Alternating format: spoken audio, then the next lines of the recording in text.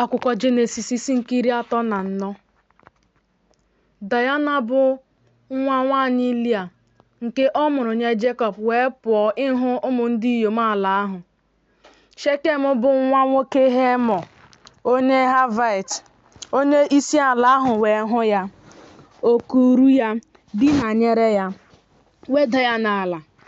Mkpụrụ obi ya wee rapara n'ahụ Daịna nwa nwanyị Jekọb. Ọ hụ nwa agbọghọ ahụ n'anya, gwa nwa agbọghọ ahụ okwu na-aba ya n'obi. Shekem wee gwa nna ya Hemọ okwu sị, lụtara m nwata nwaanyị a na nwunye. Ma Jekọb nụrụ na o merụrị Daịna nwa ya nwanyị. Ụmụ ya ndị ikom nọnyere anụ ụlọ ya n'ọhịa. Jekọb wee gbaa nkịtị ruo mgbe ha bịara. Hemọ bụ nna Shekem wee pụkwuru Jekọb ịkpanyere ya ọka. Ụmụ ndị ikom Jekọb wee si n'ọhịa bata mgbe ha nụrụ ya. Ọ na-ewute ndị ikom ahụ, ha na-ewe iwe dị ọkụ nke ukwuu, n'ihi na ọ bụ ihe nzuzu ka o mere n'Izrel n'idinanyere nwa nwanyị Jekọb nke na-ekwesịghị ime otu a. Hemọ wee kpanyere ha ụka sị, Shekem bụ nwa m, mkpụrụ obi ya na-ahụ nwa unu nwaanyị n'anya si ike. Biko werenụ ya nye ya na nwunye, ka anyị na unu na-alụrịtakwa nwunye. Nye na anyị ụmụ unu ndị inyom, kurukwa na ụmụ anyị ndị inyom n'onwe unu.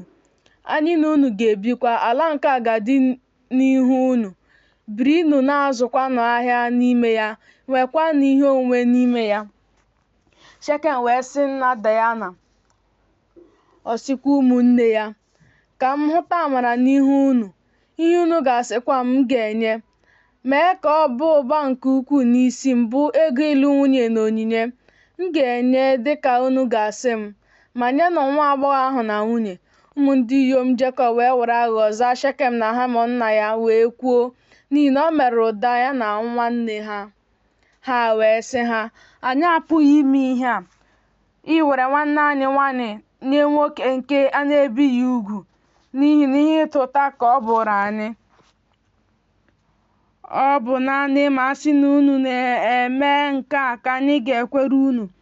Ọ bụrụ na unu ga-adị ka anyị, ka e bie nwoke ọbụla n'etiti unu ugwu, anyị ga-enyekwa unu ụmụ anyị ndị inyom. Ọ bụkwa ụmụ unu ndị inyom ka anyị ga-ekuru n'onwe anyị. Anyị na unu ga-ebikwa otu ndị. Ma ọ bụrụ na unu agaghị ege anyị ntị ka e bie unu ugwu, anyị ga-ekurukwa nwa anyị nwaanyị laa. Okwu ha niile wee dị mma n'anya Hemọ na n'anya Shekem bụ nwa Hemọ. Okorobịa ahụ alaghịkwa azụ ime ihe ahụ, n'ihi na ihe nwa nwanyị Jekọb tọrọ ya ụtọ. Ya onwe ya nwekwara nsọpụrụ karịa ụlọ niile nke nna ya.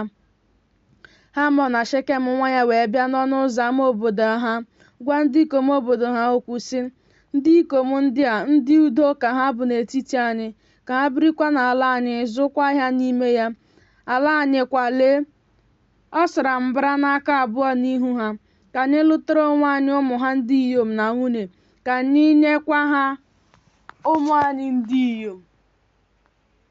Ọ bụ naanị a sị na anyị mee nke a ka ndị ikom ahụ ga-ekwere anyị ka anyị na ha biri, ghọọ otu ndị.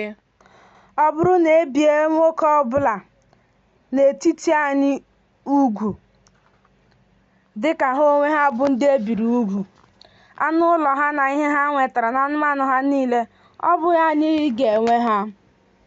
Ka anyị mee naanị nke a ka anyị kwere ha, anyị na ha ga-ebikwa. Ndị niile ndị si n'ọnụ ụzọ ámá obodo ya na-apụ wee gee Hemọ, geekwa Shekem nwa ya ntị, wee bie nwoke ọbụla ugwu. Ndị niile ndị si n'ọnụ ụzọ ámá obodo ya na-apụ.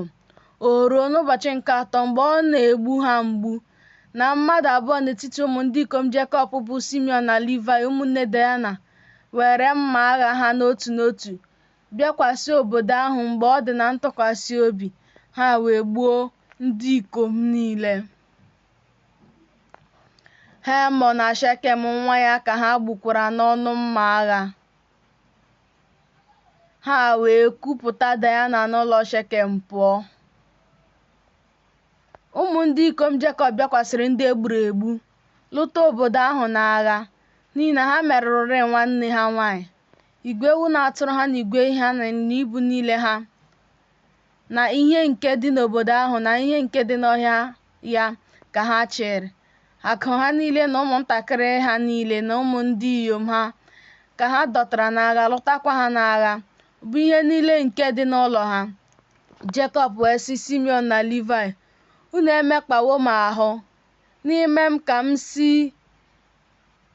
m si isi n'etiti ndị bi n'ala nka, n'etiti ndị Kenan na n'etiti ndị Perizait.